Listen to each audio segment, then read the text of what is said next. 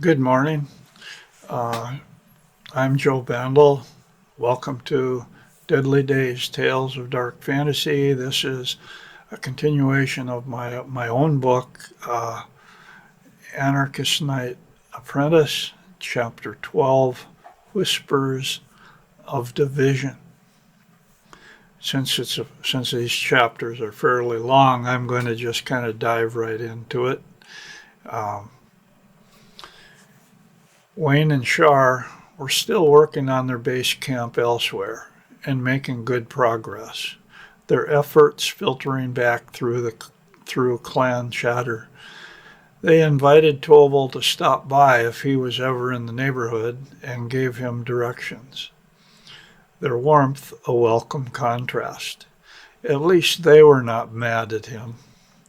Tara was still looking for someone to partner up with for the winter and wasn't doing so well with the construction of her own base camp out in the wilds, her frustration evident in her tales of uneven logs. It was pretty obvious she was looking for a man, her glance lingering on passing clansmen whenever she visited. Tobal saw some of his other friends gathered by the kitchen and waved. "Hey, good to see you," he called out. Only a couple waved back, while a few looked the other direction and moved away, their silence a cold shoulder. He shrugged it off, the sting lingering as he wandered toward the circle area. Ellen approached him later, her expression stern. "Tobal, there's a lot of talk about the newbie shortage. People are upset. Z, Kevin, and others waited at Sanctuary after the storm, worried about you, while you trained the only one available. There could be hard feelings unless more newbies start coming." He nodded, the weight of their resentment settling in. Seeking clarity, Tobal requested a private word with Ellen later that day.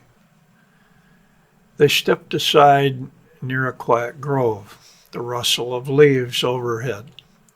"Ellen, can't we reduce the newbie requirement from 6 to 4? It would ease the strain on everyone." She shook her head, her voice firm. "The Federation would never allow it.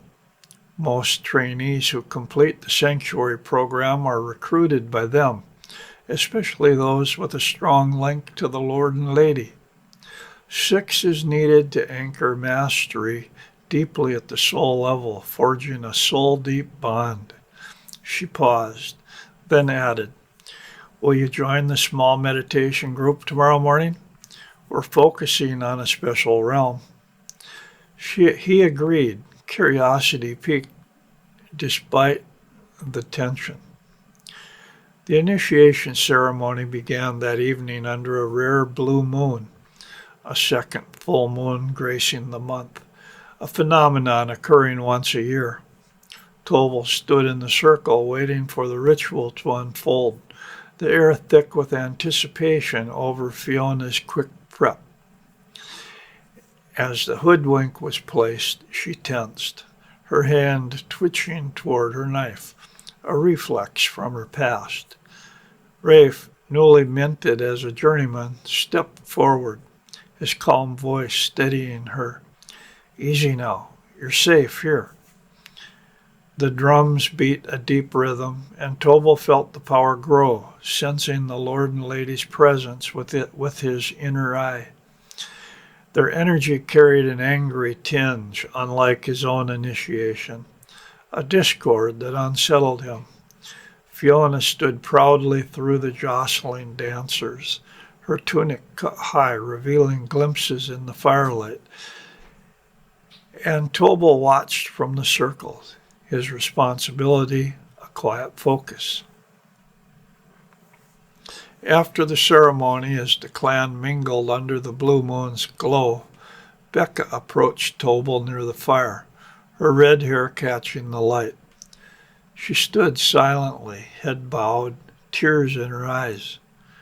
"I'm sorry," she said. "Please forgive me. I didn't mean to hurt you." His nerves snapped. Get away from me! Get away from me! He screamed. She stumbled away, crying into the night. Tobal retreated to the shadows, fighting tears, a flashback of her claws raking his face, flooding his mind, bitterness choking him. Later, Rafe found him in the shadows, asking, "What was that? Do you know her? Have you met before?" Tobal touched his scars, choking. "She did this to me," Rafe gasped. "Oh, God," and left, the humiliation burning as Tobal stayed there, the party's noise a distant hum. The night wore on with raucous laughter and drumming, the clan celebrating Fiona's initiation. Toward evening, Fiona found Tobal in the shadows. Her eyes puffed from crying over the night's events. She held him, and he returned the embrace, her warmth easing his pain. "Thank you, Tobal," she whispered. "This is sanctuary, the safest place I've known, and you're my closest friend." She kissed him deeply, a fierce embrace.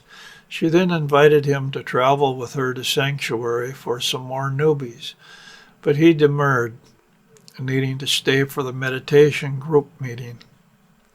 The next morning, Tobal joined the small meditation group. They are thick with incense and a charged silence.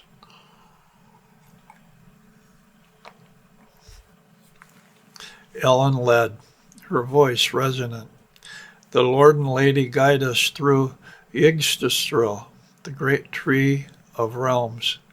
Midgard is our earthly home, where we toil, and Vanaheim is a realm of harmony and growth, a place of spiritual freedom. Today, we'll reach for Vanaheim." They closed their eyes, and Tobal's spirit surged upward, the air crackling with intensity. In Vanaheim's golden light, the Lord and Lady appeared, their forms radiant, stirring memories deep within him of a warm hearth, a lullaby's echo, a father's steady hand, a mother's gentle touch. Instinctively, he felt a bond, a connection he couldn't name, their presence a silent strength that enveloped him in a wave of warmth and longing. The air pulsed with their energy, a subtle yet deeply moving force. Yet he knew his body remained a prisoner in the cell of flesh, a deep knowledge that stirred his soul. A few days later at Sanctuary, Tobal met Nick, who fumbled with a heavy pack. "Need a hand?" Tobal offered. Nick grunted. "I'll figure it out." His stubbornness clear, setting their challenging dynamic. August brought 8 newbies, a summer first, and Tobal lucked into Nick as the 8th. They went to Tobal's main camp, spending the first week completing winter shelters and crafting stone axes, the reversed methods from Rafe's teachings, tripping them up. Nick, strong but clumsy, excelled at chipping flint, though hunting eluded him until repetition clicked. It was a hard month, Tobal's patience tested, but Nick was ready to solo by the time of the gathering, his progress a steady climb. Tobal spent the evening mingling, chatting with Wayne about his jealousy and offering to mediate, then with Shar about her training hopes. He spoke with Tara about Nick's solo prep, noting her interest, and learned from Rafe about 2 apprentices quitting for New Seattle. Rafe mentioned Dirk's recovery, easing Tobal's guilt, while Misty's challenge loomed, the clan's mood warming under the moonlit gathering. The second circle convened that night, the chevron ceremony under the full moon. Tobal earned his first chevron, the stitch a badge of pride, while Fiona and Becca were recognized for their solos. As they headed for robes, Fiona caught up. My solo was great.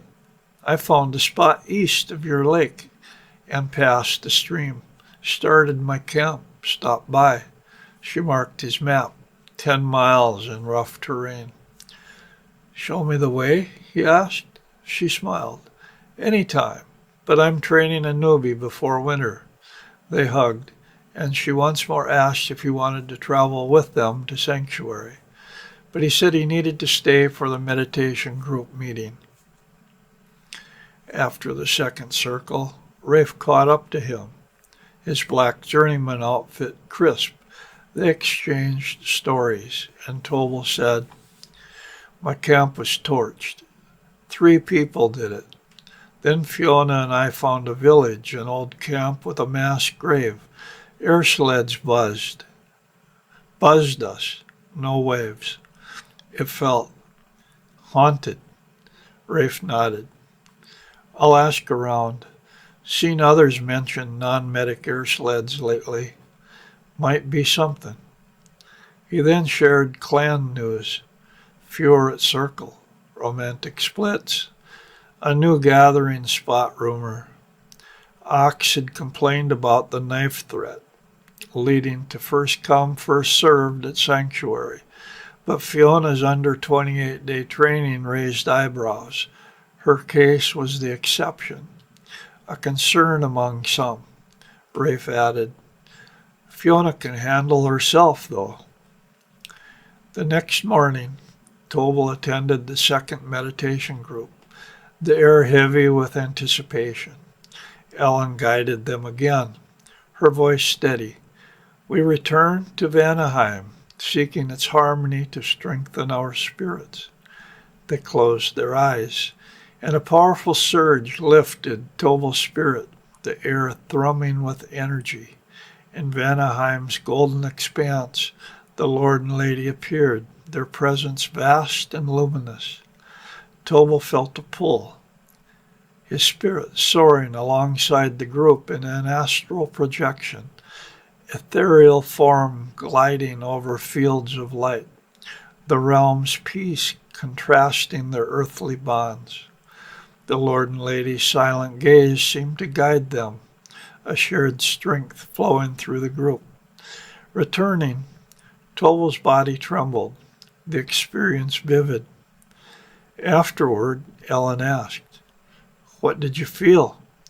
Tobal murmured, A freedom like we're more than our physical bodies, sparking a discussion on how Vanaheim's energies could aid their training, their voices blending awe and resolve. That's it for this week's chapter. Till next week, have a good week. Thank you, guys. Bye.